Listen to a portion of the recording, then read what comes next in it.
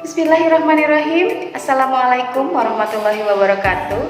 Sampurasun, wilujeng enjing, wilujeng patepang sareng ibu dina pangajaran bahasa Sunda. Dina pangajaran bahasa Sunda dinten ayeuna urang bakal diajar ngeunaan carita pondok. Supados sidep langkung terang deui nu kumaha carita pondok teh, hayu urang kawitan. Carita pondok atau biasa disingkat carpon dalam bahasa Indonesia biasa disebut dengan cerpen atau cerita pendek. Carpon hartina nyaeta karangan rekaan atau fiksi anu caritana pondok sarta ngan ukur nerangkeun hiji kajadian. Jadi carpon itu atau cerita pondok itu adalah sebuah karangan cerita fiksi yang bukan sebenarnya, yang ceritanya sangat singkat dan hanya menjelaskan tentang satu kejadian. Tah, ayeuna aya oge ciri-ciri carpon atau ciri-ciri carita pondok. Anu kahiji, carpon biasana rengse dibaca dina hiji mangsa atau sakali mangsa ya.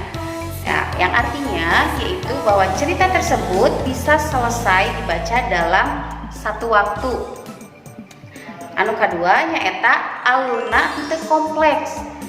Jadi fokus karena hiji kejadian. Ya, jadi ceritanya itu tidak beragam tapi hanya fokus pada satu kejadian. Ciri anu katilu nyaeta mere kesan bener-bener kejadian. Jadi cerita tersebut memberikan kesan bahwa cerita tersebut benar-benar terjadi. Tah, ayeuna aya oge unsur-unsur intrinsik dina carpon. Anu kahiji aya tema. Urang kedah terang tema naon anu dicaritakeun dina carpon eta. Nah, tema teh bisa rupa-rupa. Misalnya ayat temana tentang persahabatan, ayat temana anu tentang perjuangan, atau misalnya temana tentang lingkungan, rupa-rupa ya. Terus anu kadua ayat palaku. Palaku teh artina nyaeta tokoh. Dina carita pasti ayat palaku-palaku nah ya. Terus anu katilu nyaeta latar. Latar aya dua jenis nyaeta aya latar waktu sareng latar tempat. Lamun latar waktu biasana dina carita eta teh dijelaskeun waktuna teh misalna keur kaayaan beurang atau misalna kaayaan waktu penting. Nah, eta dina latar waktu. Terus lamun latar tempat berarti tempat kajadianana. Misalnya kejadian teh aya di hareupeun imah atau misalnya kejadianana misalnya aya di leuweung ya, atau bisa jadi aya di sawah. Nah, terus anu kaopat nyaeta aya alur. Alur teh berarti caritana aya anu alur maju, aya oge alur mundur. Lamun alur maju berarti nyaritakeun kaayaan engke ya. Lamun alur mundur berarti nyaritakeun kaayaan anu yang sudah terjadi ya. Berarti masa lalu, menceritakan tentang masa lalu. Nah, terus anu terakhir nyaeta amanat. Nah, dina carpon oge berarti kedah aya naon sih amanat anu didugikeun ka para pembacana. Ayeuna mah hayu urang kupingkeun carita pondok atawa carpon nu bade didugikeun. Carpon. Judul Babaturan. Dina hiji wanci aya dua babaturan anu raket kacida nyaeta Dinda jeung Rani. Maranehna ngabatur geus 3 taun lilana.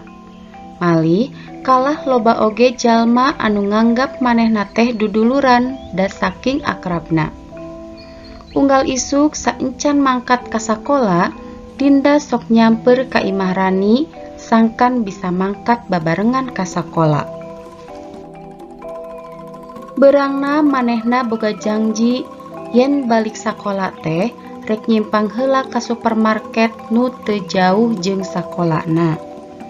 Manehna kadinya teh boga maksad rek meulikeun kue jeung baju keur ninina si Dinda. Ari ninina si Dinda teh jalma bager, akuan pisan ka Rani teh, sanajan lain incuna oge. Lain eta hungkul, kadang mah ninina Dinda oge sok mere nasehat jeung duit jajan ka manehna duaan. Wanci geus nunjukkeun jam 3 sore, tapi Rani can aya keneh wae kabarna. Dinda ngadaguan di gang sakola bari maca novel nu dibawa dina kantongna. Maca novel teh emang karesep Dinda, beda jeung Rani mah anu leuwih resep main basket.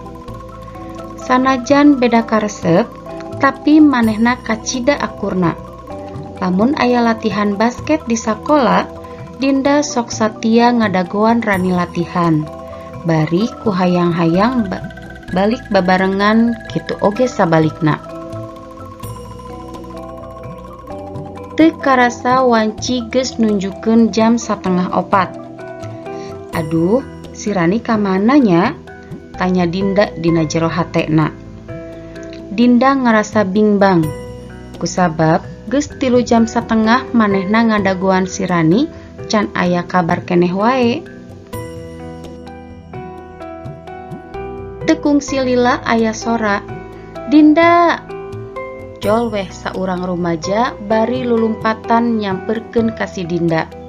"Hampura, bieu kuring dititah ngabersihkeun lapangan heula saencan balik sakola. Sabab poho can ngerjakeun tugas matematika," tembal Rani tandes naker. Bari rada ngambek jeung campur karunya geus ngadenge alasan ti Rani, akhirna maranehna jadi oge mangkat ke supermarket.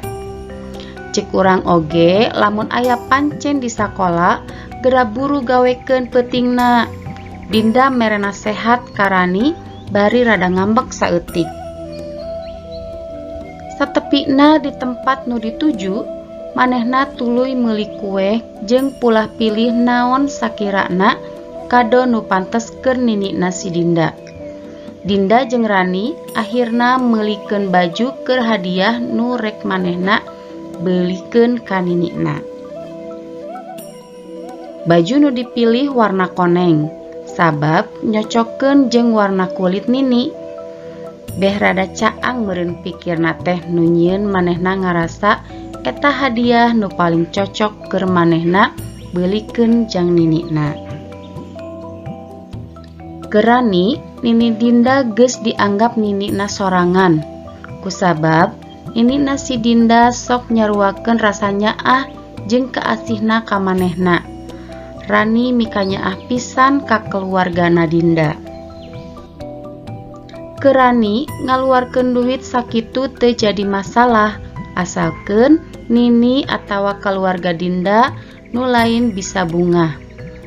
Sareng sena ngabalanjakeun kebutuhan naon nu maranehna hayang, manehna tuluy balik sabab maranehna geus didaguan di imah Dinda. Kusabab kitu maranehna buru-buru balik. Satepina di imah, manehna geuwat disambut ku keluarga Dinda. Keluarga Dinda geus nganggap Rani teh salaku keluargana. Salain bager, keluarga Dinda oge sok nengetan ka Rani.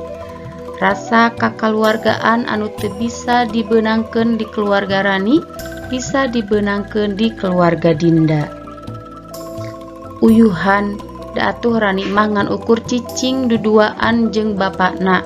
Salain kitu, Bapak Rani mindeng mamangkatan gawe bae keluar kota. Jadi, Rani sok ngarasa kasepian lamun aya di imah. Indungna geus lila papisah ti mimiti Rani umur 11 tahun.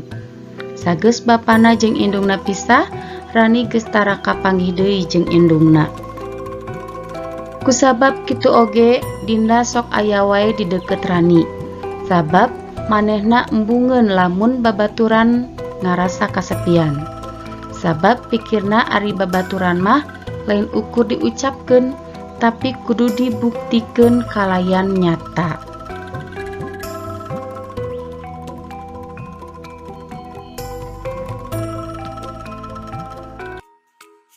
Barudak sadayana sakitu wae pangajaran bahasa Sunda dinten ayeuna.